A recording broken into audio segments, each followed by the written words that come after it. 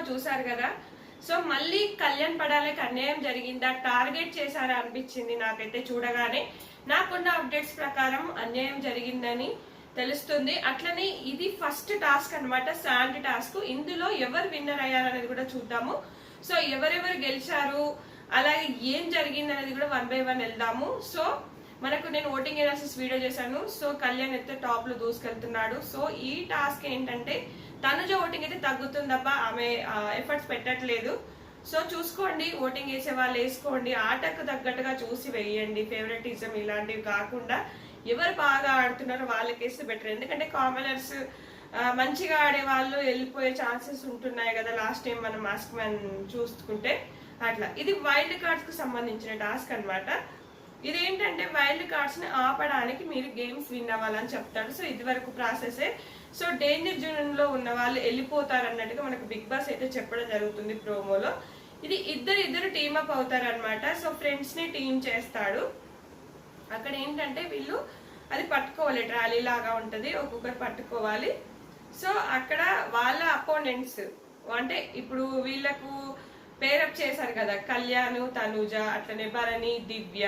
So friends అనమాట. డిమాన్, Ritu, Suman Shetty, Sreeja, flora, Sanjana.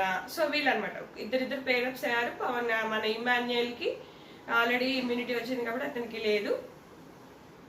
Next వచ్చేసి మనకి రాము. వీళ్ళిద్దరు లేరు అనమాట టాస్క్ లో. సో వీళ్ళిద్దరు సంచాలకుగా ఉన్నారు. ఈ టాస్క్ అయితే కంటిన్యూ అవుతుంది. అంటే అపోనెంట్స్ కి వేయాలి. ఇప్పుడు కళ్యాణ్, తనుజ ఇద్దరు కదా. సో తనుజ అంటే భరణి గారికి గాని, దివ్య వీళ్ళకి గాని, అంటే అపోజిట్ టీం వాళ్ళకు శాండ్ పోయాలి. మరి ఇక ఇక్కడ ఏమవుతుంది అంటే శాండ్ పోసే విధానంలో వాళ్ళు గట్టిగా హోల్డ్ చేయాలన్నమాట, బాగా హోల్డ్ చేయాలి.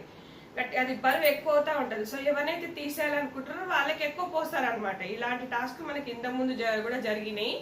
అప్పుడు రోహిణి, మనకు పృథ్వీ వీళ్ళు ఆడారు కదా, ఇట్లా పట్టుకొని నిల్చుంటారు, శాండ్ పోస్తా ఉంటారు అనమాట. అలాంటి టాస్క్ అనమాట. సో ప్రోమో ప్రకారం ఏంటంటే ఫస్ట్ సుమన్ శెట్టి ఎలిమినేట్ అయ్యాడు, తర్వాత సంజన వెళ్ళిపోయింది. ఇదే అనమాట. సో ఇక్కడ ఏంటంటే పవన్ కళ్యాణ్ ని టార్గెట్ చేశారా అనిపించింది. మీకు అనిపించింది ఎవరికైనా?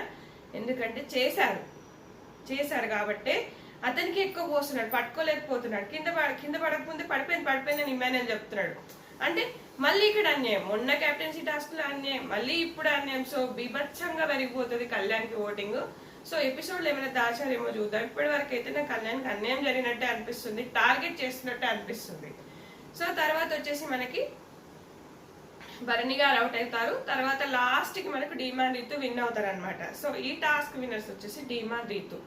ఒకరొకరు వెళ్ళిపోతా ఉంటారు. సో మళ్ళీ కళ్యాణ్కి అన్యాయం జరిగిందా, టార్గెట్ చేశారా, మీకు ఏమనిపించింది అనేది కామెంట్ చేయండి. సో వైల్డ్ కార్డ్స్ అయితే ఆల్రెడీ ఏవి షూట్స్ అయిపోయాయి, అలాగే సాటర్డే సండే మనకు వచ్చేస్తున్నారు. సో ఇంకా గ్రాండ్ లాంచ్ అనమాట సండే. ఇంకా గేమ్ ఎలా ఉండబోతుందో చూసుకోండి. ఈ వీక్ డబుల్ ఎలిమినేషన్ జరగబోతుంది.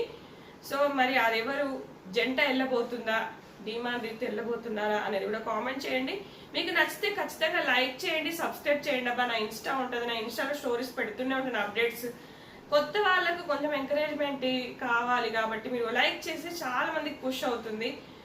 డైలీ వీడియోలు అయితే నేను అడగను, బట్ చేస్తే బాగుంటది. కొత్త వాళ్ళకి చూసిన వాళ్ళే చూడకుండా ఎవరి ఒపీనియన్ బేస్ లో వాళ్ళు వెళ్తూ ఉంటారు. సో క్విక్ అప్డేట్స్ వస్తూనే ఉంటాయి. ఖచ్చితంగా లైక్ చేసి చూడండి. Thanks friends, thanks for watching.